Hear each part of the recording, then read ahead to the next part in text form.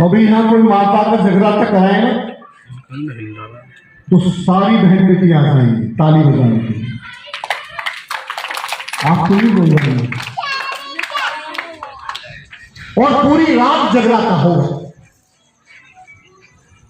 ये समाज के लोग पहले भी जगराता कराते रहे, ये पहले भी पत्थर पूजते रहे, लेकिन कोई नहीं आया आपकी लड़ाई लड़ने के लिए। शिक्षा से वंचित रखा गया समाज को न बोलने का अधिकार, न संपत्ति रखने का, न कपड़े का अधिकार, न छठ का अधिकार, न मजदूरी मांगने का अधिकार था। ये बाबा साहब अम्बेडकर आए तो आपको अधिकार मिले।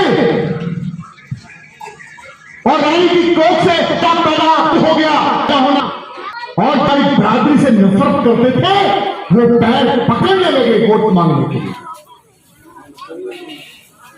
इस वोट की कीमत यदि आप समझेंगे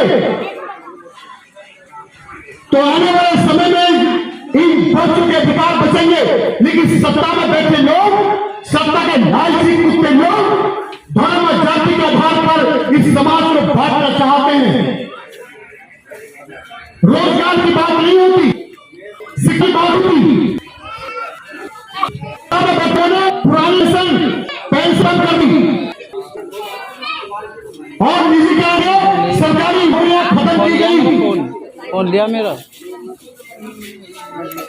LIC पॉलिसी को बेच दिया गया, पेट्रोलियम को बेच दिया गया, गैस एजेंसी को बेच दिया गया, और रेलवे बेच दिया, ट्रेनें बेच दी, हवाई जहाज बेच दिए, एयरपोर्ट बेच दिए, और हाईवे बेच दिए, टोल नाके बेच दिए।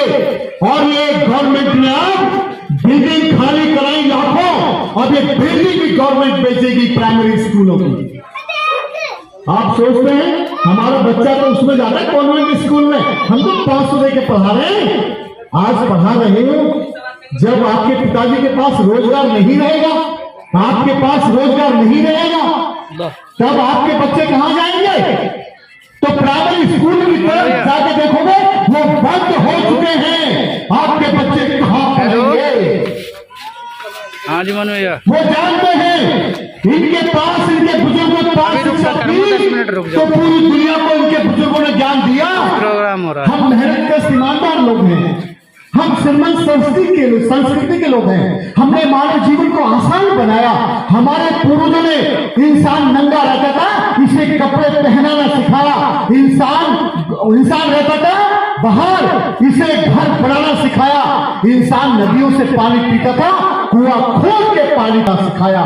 हमारे बुजुर्ग हमारे जो पहले मानव था वो बड़े जानवर खाया करता था, कंदमूल खाया करता था। हमारे पूर्वजों ने खेती पैदा करके अनाज उगाना सिखाया और बिना टैक्स के खाना खाता था। मसालों का निर्माण किया और पूरी दुनिया में इस संस्कृति को, इस सभ्यता को पहुंचाया। दुनिया में मानव जीवन को आसान बनाने वाले कौन? हम। यार लोग मानवता की रक्षा करने वाले कौन? हम। करुणा मैत्री का सद्भाव का भावना रखने वाले कौन? हम। संसार के सबसे महान दार्शनिक कौन?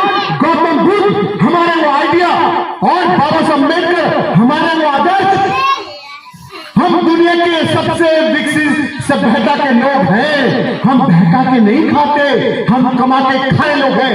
जो बहका के खाता है, जन्म से लेके उसके मरने तक खाता है, गृह प्रवेश करने में भी खाता है, और पत्थर में भगवान बता के खाता है। उनको नीच बता, नीच वो जो कमा के न खाए, नीच वो इंसान को बांटे, इंसान में फर्क करे, भेदभाव करे। हम इंसान के बीच के भेदभाव को मिटाने के लिए हमेशा संघर्ष करते रहे हैं। हमारे पूर्वज आज भी संघर्ष कर रहे हैं। जब इस भारत को लोग बांट रहे हैं, भीम आर्मी भारत एकता मिशन चलाती है। जब लोग संविधान खत्म कर रहे हैं, आजाद समाज पार्टी संविधान को लागू करने की बात करती है। और निकम्मे लोग कहते हैं बीजेपी का एजेंट है, RSS का एजेंट है, इसे तो बीजेपी पैसे देके चला रही है। जब काशीराम साहब इस समाज को सत्ता सौंपना चाहते थे। उनकी मीटिंग में सुनता था मैंने काम किया है, तो वो कहा करते थे कि मैं जो संघर्ष कर रहा हूँ इसमें कोई बनेगा तो कोई मिटेगा। ले ऐसे रखिए हाथ। किसी को बनाना मिटाना मेरा मकसद नहीं है।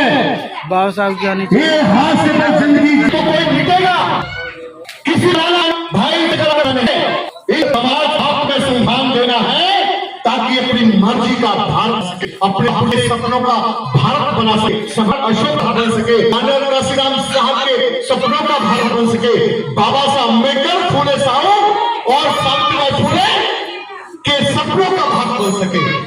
जहाँ अमीर को अवसर है वो गरीब को भी होना चाहिए। भाई चंद्रशेखर आजाद चाहते हैं जहाँ गरीब का बच्चा पढ़ता है वहाँ अमीर का भी पढ़ना चाहिए। जब आधार कार्ड वोटर कार्ड एक है तो स्कूल भी एक होना चाहिए। राज्य और केंद्र की शिक्षा का सिलेबस एक ही होना चाहिए। जो राज्य के बच्चे को केंद्र में नहीं जाने का अवसर हो और केंद्र के बच्चों को राज्य में जाने का अवसर हो, इस भेदभाव को खत्म करेगी आजाद समाज पार्टी।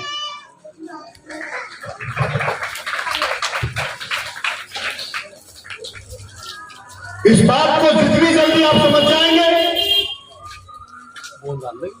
बेटा इधर आके बनाने लोगों को मेरी बहनों में वोट मांगने नहीं आ रहे, लेकिन बदलेगा देश वोट से। जो सत्ता में होता है वो अपने घर चलाता है। नरेंद्र मोदी एक धर्म के विशेष की वकालत करते हैं, तभी वो देश का प्रधानमंत्री है। उन्हें मंदिर के अलावा में जाना नहीं चाहिए, क्योंकि वो पूरे भारत का प्रधानमंत्री है, एक धर्म का प्रधानमंत्री नहीं है। उसे स्कूल कॉलेज बनाना चाहिए, लेकिन वो मंदिर की वकालत करता है। मंदिर बना रहा और जो मठ में बैठना चाहिए आदित्यनाथ योगी को, वो संसद जाता है और लोगों को मंदिर की बात करता है, कांवड़ लाने की बात करता है, और खुद कांवड़ लाता ही नहीं।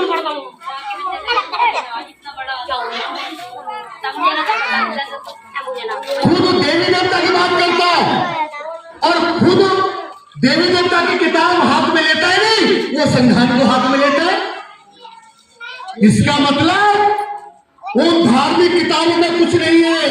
अगर भारत की कोई धार्मिक किताब है तो वो भारत का संविधान है, जो हमको एक सूत्र में जोड़ता है। उसमें कोई हिंदू मुसलमान नहीं है, उसमें कोई अमीर गरीब नहीं है, कोई ऊंचा नीचा नहीं है, कोई बंगाली मराठी उड़िया नहीं है, सब भारतीय हैं।